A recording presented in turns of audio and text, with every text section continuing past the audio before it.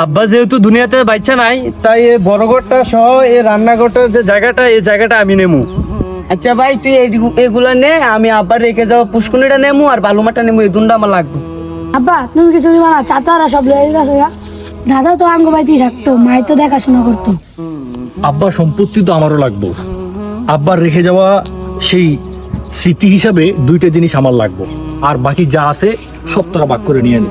ভাই, আব্বা যে ঘর থাকতো এই ঘরটা আমার লাগবো, কারণ এই ঘরটা আমি নিজের হাতে বানাইছি। আচ্ছা ভাইজি, তোর ঘরের পাশে যে ঘরটা আছে এটা আমি নেমু, একটু পুরানো হয়ে তো সমস্যা নাই, এটা আমি ঠিক করে নেবো। ভাই, বাকি রইলো ট্রাক আর টলি, এই দুটা জিনিস আমরা 3 ভাই প্রয়োজন মতো ব্যবহার করবো। কিন্তু ভাই, আব্বার সব জিনিসই তো আমরা 2 ভাই ভাগ করে নিয়ে নিলাম। আব্বার রেখে যাওয়া দুইটি সেই স্মৃতি কি একটু বলেন আমাদের। আমার শুধু তোরা 2 ভাইকে লাগবো, কারণ আব্বার রেখে যাওয়া যে দুইটা স্মৃতির কথা আমি বলেছিলাম, সেই দুইটা স্মৃতি হচ্ছে তুই আর শাহিন।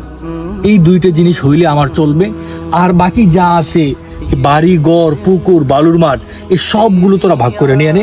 এগুলো আমার দরকার নাই। কোনোদিন যদি আমার কাছে টাকা হয়, সেগুলো আমি আবার বাজার থেকে কিনে আনতে পারবো, বা এগুলো আমি আবার কিনে নিতে পারবো। কিন্তু তোরা 2 ভাইকে যদি আমি হারিয়ে ফেলি, তাহলে তোদের 2 ভাই আমি কোথায় পাবো?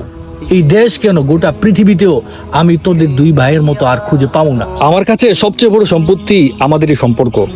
আমি চাই আমরা ভাই ভাই সবসময় মিলেমিশে থাকি, একজনের আপদে বিপদে আরেকজন পাশে থাকি। তাই আমার কোনো সম্পত্তি দরকার নাই, যা আছে সব তোরাই রেখে দে।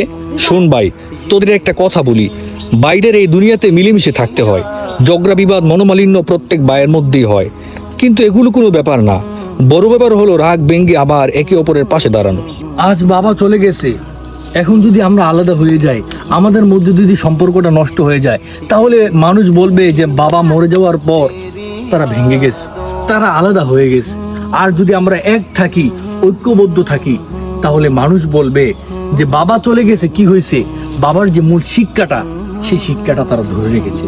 এই জন্য আমার কাছে এই বাড়ি ঘর বালুর মাটার পুকুর এগুলো মূল সম্পত্তি না। আমার কাছে মূল সম্পত্তি হচ্ছিস তোরা 2 ভাই। শুন ভাইজি, শুন শাহিন, তোদের 2 ভাইকে হারিয়ে আমি এই বাড়ি ঘর এই পুকুরে বালুর মাঠ এই সম্পত্তি আমি ভাগ করতে পারবো না। আল্লাহ তাআলা যেন আমাদের এই 3 ভাইকে ভালোবাসার বন্ধনে আবদ্ধ করে রাখে। ভাই, আমাদের ভুল হয়ে গেছে, আমরা এই সম্পত্তির লোভে আসল সম্পত্তি হারাই লাইছি। আজ থেকে আর সম্পত্তি ভাগাভাগি হবে না, আমরা 3 ভাই যেমন আছি এমনই থাকুন। সম্পত্তি মানুষকে ধনী করতে পারে, কিন্তু ভাইয়ের ভালোবাসাই মানুষকে সত্যিকারের সম্পদশালী করে। ये दिल तेरी यादों